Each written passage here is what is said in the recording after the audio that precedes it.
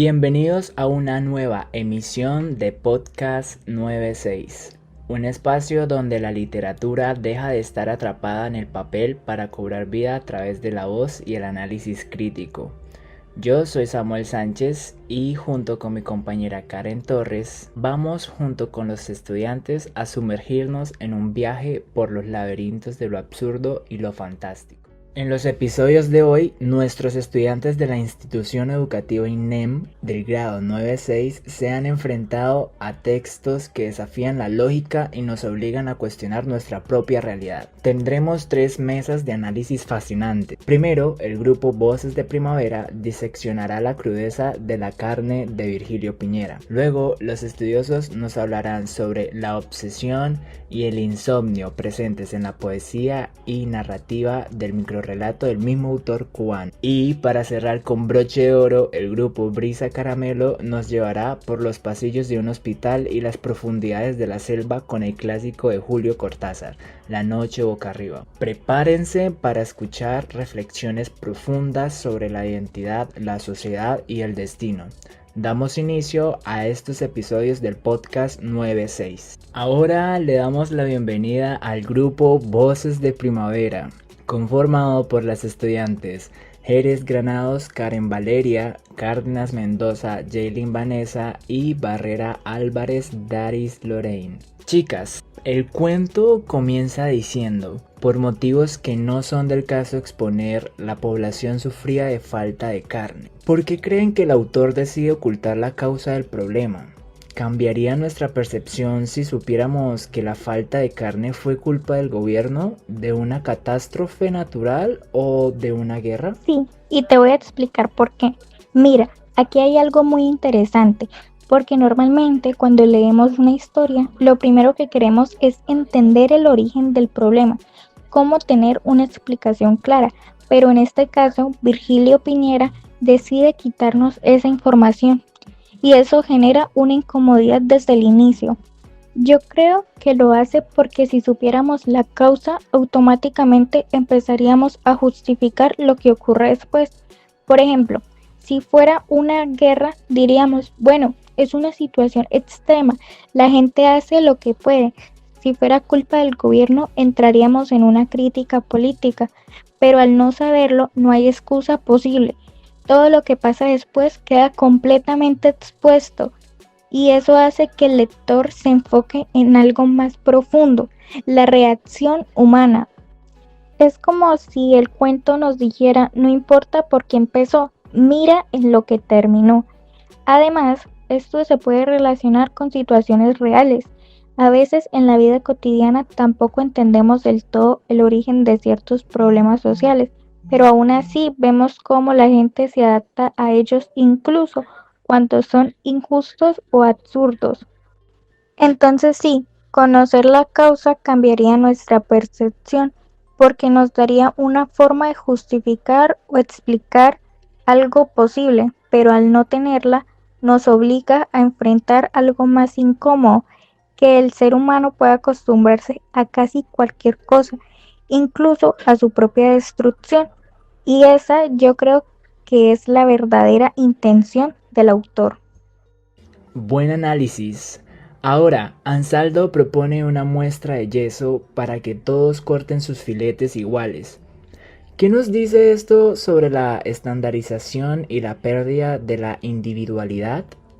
¿Por qué el pueblo necesita un modelo visual para empezar a mutilarse, en lugar de hacerlo según su propia necesidad o capacidad? Esta parte es bastante impactante porque muestra cómo algo extremo se vuelve organizado, casi como una norma de seguimiento social.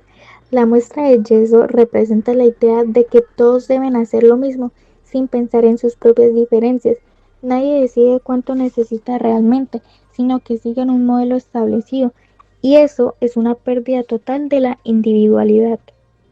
Pero lo que más me llama la atención es que necesitan verlo, no confían en su propio criterio, necesitan una guía externa, tal como hizo Ansaldo, una demostración clara que empuja al resto a hacer lo mismo. Y eso se puede relacionar con la vida real.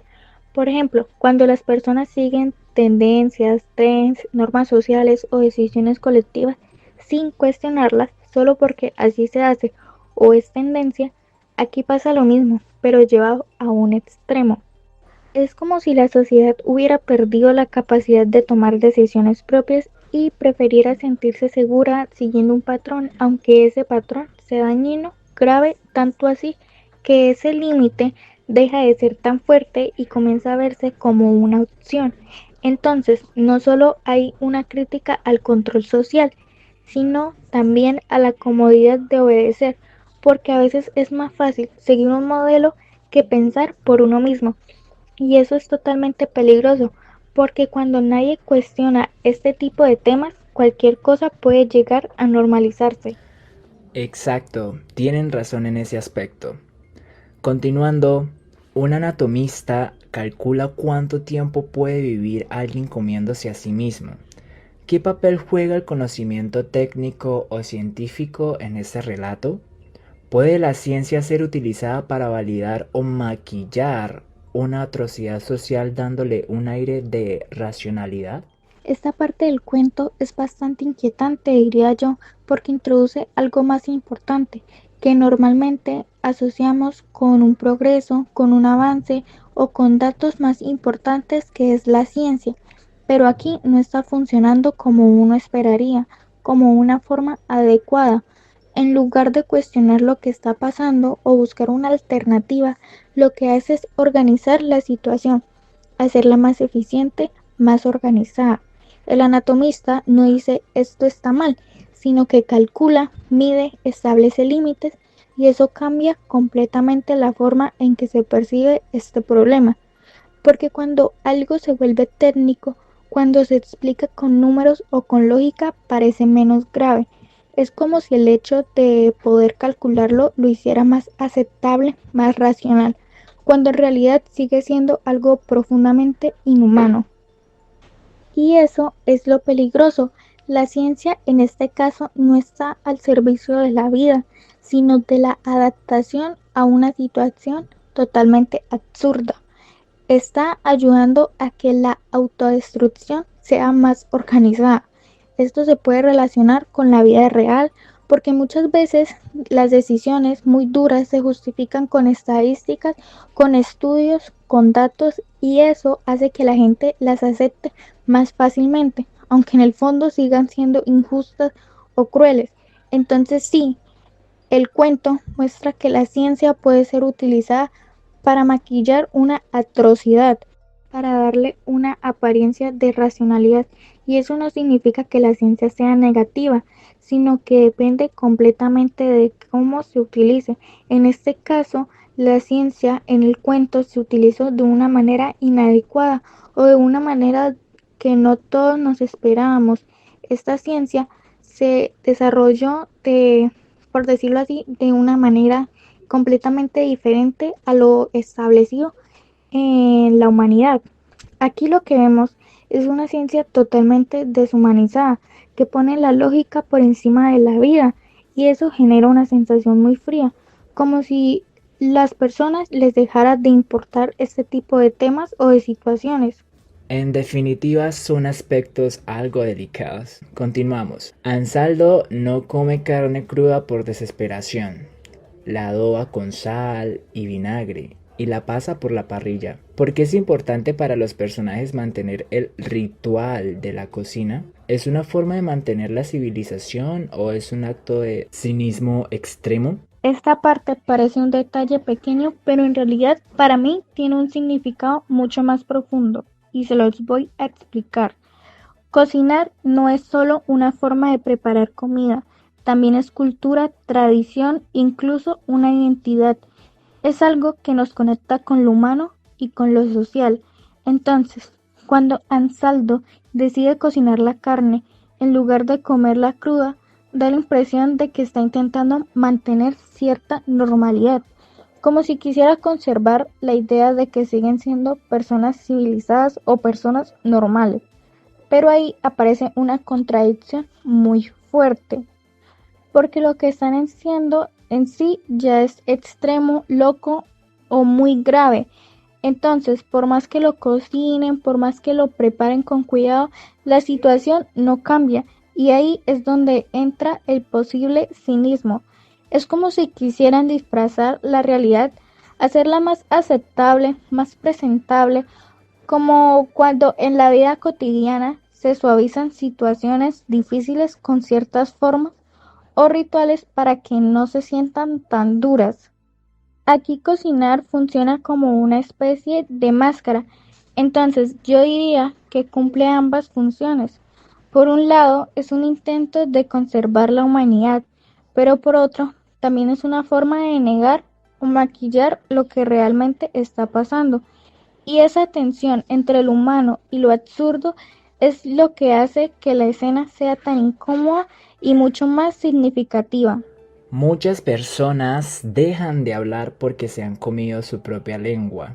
¿Qué sucede con una sociedad que, por satisfacer sus necesidades materiales inmediatas, pierde su capacidad de comunicación y protesta? Sin lengua, ¿hay posibilidad de rebelión? ¿Qué opinan, chicas? Bueno, aquí es donde el cuento La carne de Helio Piñera se vuelve realmente inquietante, porque no estamos hablando solo de algo físico, de perder la lengua literalmente, sino de todo lo que eso representa. La lengua no es solo un órgano, es la herramienta con la que construimos el mundo en común. Es con lo que decimos esto no está bien, esto me duele, esto debería cambiar. Entonces, cuando en el cuento las personas empiezan a comerse su propia lengua, es como si la sociedad estuviera renunciando poco a poco a su capacidad de expresarse, pero también de pensar colectivamente. Imagínate esto, una persona puede pensar algo, sentir que algo es injusto, pero si no puede decirlo, ese pensamiento se queda atrapado. Y cuando eso le pasa a todos, ya no hay conversación, ya no hay debate, ya no hay ideas que se encuentren. Es como si cada quien quedara encerrado dentro de su propia cabeza. Y eso tiene consecuencias enormes, porque toda rebelión, todo cambio empieza con la palabra primero alguien lo piensa, luego lo dice, después otros lo escuchan, y ahí se empieza a formar algo más grande, una idea compartida. Pero si nadie puede hablar, ¿cómo te organizas? ¿Cómo le dices a otro, oye, esto está mal? ¿Cómo construyes algo en conjunto? Es como la vida real. Cuando las personas sienten miedo de opinar o cuando la estallan constantemente, poco a poco dejan de hablar y después dejan incluso de cuestionar.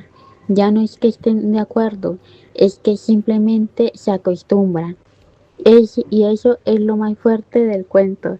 No es una sociedad a la que obligan a callar desde afuera, es una sociedad que pierde la capacidad de hablar desde adentro. Entonces no hay rebelión sin lengua, pero más profundo, aunque no hay pensamiento colectivo, no hay cambio. Lo que queda no es una sociedad, es una paz en una sociedad en silencio. Las mujeres del cuento dejan de cubrirse el pecho porque ya no tienen senos que ocultar. ¿Cómo cambia la noción de pudor y belleza cuando el cuerpo se convierte estrictamente en alimento? ¿Es una liberación de las normas sociales o una degradación total del ser humano? Coménteme. Aquí el cuento nos lleva a algo muy extremo, pero justamente por eso es tan impactante. Cuando vemos que las mujeres dejan de cubrirse porque ya no tienen senos, uno entiende que algo mucho más profundo cambió. No es solo una cuestión física, es que el cuerpo dejó de significar lo que significaba antes. Normalmente el cuerpo estaba lleno de significado, identidad, belleza, intimidad, incluso autoestima. También está ligado a normas sociales como el pudor, lo que muestra y lo que se protege, pero en esta sociedad todo eso desaparece. El cuerpo ya no es quién soy, sino qué me da para sobrevivir. Se convierte en un recurso, en algo útil, literalmente en alimento. Ahí cambia completamente la percepción.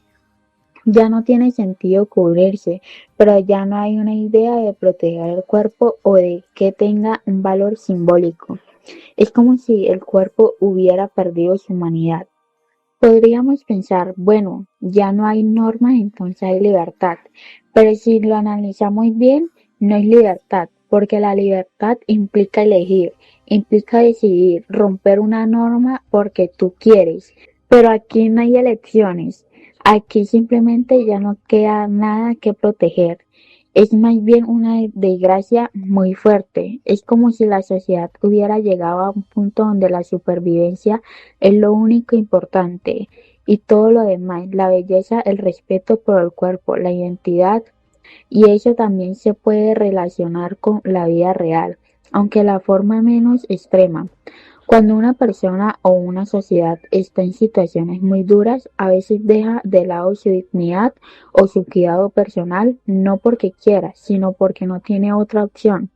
Entonces el cuento nos muestra hasta qué punto se puede perder la humanidad. El cuerpo deja de ser algo valioso en sí mismo y reside a algo funcional. Y ahí ya no hay una estética, no hay pudor, solo supervivencia. Muy bien, ahora el texto menciona que los acuerdos se toman tras efusiones propias de gente bien educada. ¿Puede una sociedad ser educada y civilizada mientras se autodestruye físicamente?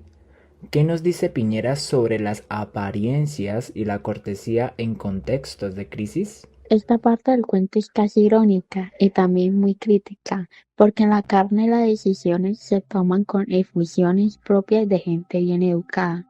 Es decir, todo se hace con formas correctas, con educación, con cierto orden, pero al mismo tiempo están tomando decisiones completamente inhumanas. Y eso genera un contraste muy fuerte. Por fuera todo parece civilizado, personas educadas, organizadas, que siguen normas, pero por dentro la sociedad se está destruyendo. Entonces uno se da cuenta de algo clave. La civilización no está en las apariencias. No se trata de hablar bonito ni de comportarse correctamente en lo superficial. Se trata de las acciones reales, de los valores, de cómo se trata la vida humana. Porque de nada sirve parecer correcto si lo que hace es fundamentalmente inhumano. Y esto no solo pasa en el cuento. En la vida real también vemos situaciones donde todo parece normal. Desde afuera, instituciones organizadas, personas respetuosas, discursos bien estructurados. Pero en el fondo hay injusticias, problemas graves, cosas que nadie quiere cuestionar. Y ahí entra otro punto importante. A veces mantener las apariencias es más fácil que enfrentar la realidad. En el cuento la gente sigue actuando como si todo estuviera bien, como si fuera parte de una rutina, mientras se autodestruyen poco a poco. Es como si dijera, todo está bajo control, cuando claramente no lo están. Entonces la gran reflexión en que una sociedad sí puede parecer civilizada mientras se destruyen, pero eso solo demuestra que la civilización superficial no es suficiente. La verdaderamente humana no está en las formas, está en lo que se defiende, en lo que se cuestiona, en lo que se protege. Y cuando eso se pierde, ya no importa qué tan educado parezca todo, porque en el fondo la sociedad ya no dejó de ser realmente humana. Vamos con la octava pregunta. Las zapatillas del bailarín terminan en un museo, pero él desaparece.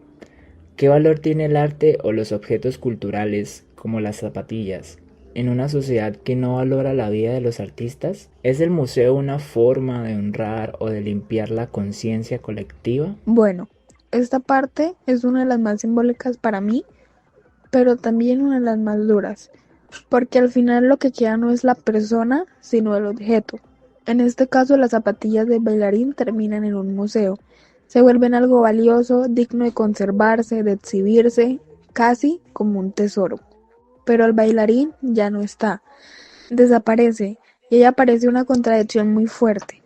La sociedad parece valorar el arte porque lo guarda, lo muestra, lo convierte en algo importante, pero al mismo tiempo no cuida a quienes lo crean, no protege su vida, no reconocen su esfuerzo mientras están presentes. Es como si el arte importara más que el artista, y eso nos hace preguntarnos algo muy incómodo. ¿Realmente se está valorando el arte o solo lo que representa? Porque valorar el arte de verdad también implicaría cuidar al artista, reconocer su humanidad, su historia, su proceso. Esto pasa mucho incluso hoy. A veces una persona es reconocida cuando ya no está, se vuelve admirada, importante, pero cuando está viva no recibe ese mismo apoyo. Es como cuando alguien dice, era increíble, pero nunca se lo dijo en vida. Y ahí entra el papel del museo, que es bien interesante. Por un lado, sí puede verse como un homenaje, como una forma de decir, esto merece ser recordado. Pero por el otro lado, también se siente incómodo, como si fuera una manera de tranquilizar la conciencia colectiva, como diciendo, sí, lo perdimos, pero al menos no lo olvidamos. Y eso pesa porque ese reconocimiento llega cuando ya no sirve, no protege, no salva, no evita nada. Solo queda como un recuerdo que intenta compensar lo que no se hizo en su momento. Entonces el museo no solo honra, también puede limpiar la culpa y ahí queda la reflexión. Una sociedad que celebra el arte pero abandona a sus artistas, en el fondo está fallando en algo mucho más profundo. Muy buen apartado analítico. Ahora, nadie comparte su carne con el vecino. Cada uno come su propia carne o de su propia reserva. ¿Es este un pueblo unido por una solución común o una masa de individuos aislados en su propio consumo? Porque creen que no surge una idea de sacrificio compartido en lugar de la automutilación individual. Aquí se nota clarísimo que no hay una comunidad real, aunque todos estén pasando por lo mismo, y esto es lo más impactante, porque uno pensaría que en una situación tan extrema la gente se uniría más, que habría apoyo, solidaridad, ese sentido de estamos juntos en esto. Pero pasa todo lo contrario. Cada persona está enfocada en su propia supervivencia, en lo suyo, en lo que le queda. Nadie comparte, nadie piensa realmente en el otro, y eso rompe completamente la idea de una sociedad. Porque una sociedad no es solo estar en el mismo lugar, es construir algo en conjunto, es confiar, es colaborar, es ayudarse. Pero aquí no hay eso. Solo hay individuos aislados que coinciden en el mismo espacio, pero no se conectan. Y esto también se puede ver en la vida real, aunque no en forma tan extrema. En estos casos de crisis hay personas que ayudan, pero también hay otras que se encierran en sí mismas, que actúan desde el miedo y en el yo primero. Y cuando el miedo domina, la empatía desaparece. Y ahí se entiende por qué no surge un sacrificio compartido, por qué para que alguien se sacrifique por todos tienen que sentir que esos otros importan, que hay un vínculo, un nosotros. Pero aquí ese nosotros ya no existe. Entonces no es solo una crisis física, es una crisis social. La sociedad deja de funcionar como grupo y eso lo hace todo más grave, porque sin unión no hay soluciones colectivas. Cada quien intenta sobrevivir como puede, pero nadie construye algo en conjunto. Y al final eso termina afectando a todos. Y ya para finalizar, chicas, el narrador tacha de miserable el hacer preguntas inoportunas al final del cuento. ¿Es el narrador un aliado del sistema o está siendo irónico? ¿A quién representa ese narrador que prefiere el silencio y la prudencia ante la Esta parte es súper desaparición progresiva interesante, de la gente? porque cuando el narrador dice que hacer preguntas inoportunas es algo miserable, suena como si estuviera defendiendo el silencio, como si cuestionar fuera algo negativo.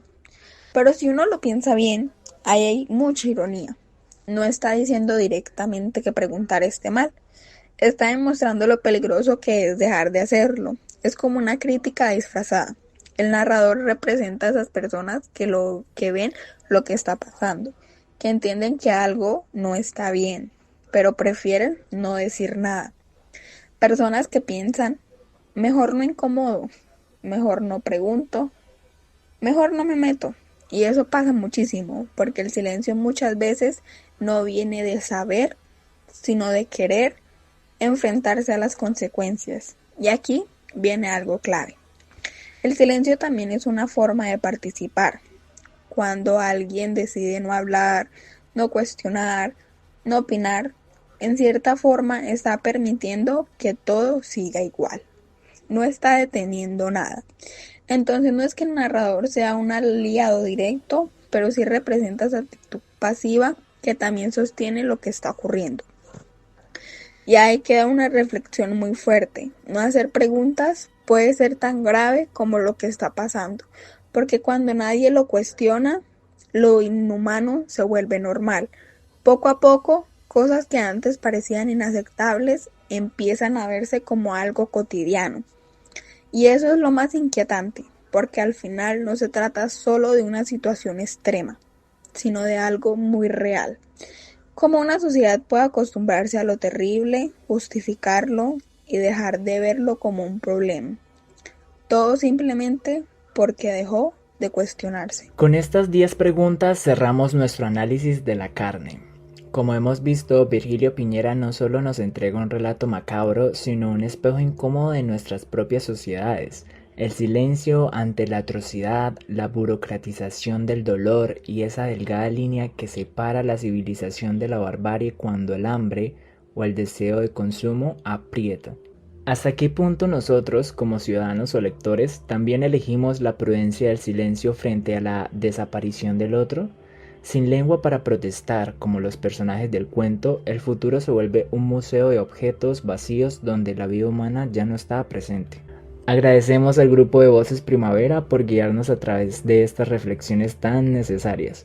No se despeguen porque en el siguiente bloque del podcast 96 pasaremos del cuerpo como alimento a la mente como laberinto, explorando la obsesión y el insomnio en otros rincones de la literatura de lo absurdo. Quédense con nosotros, ya volvemos.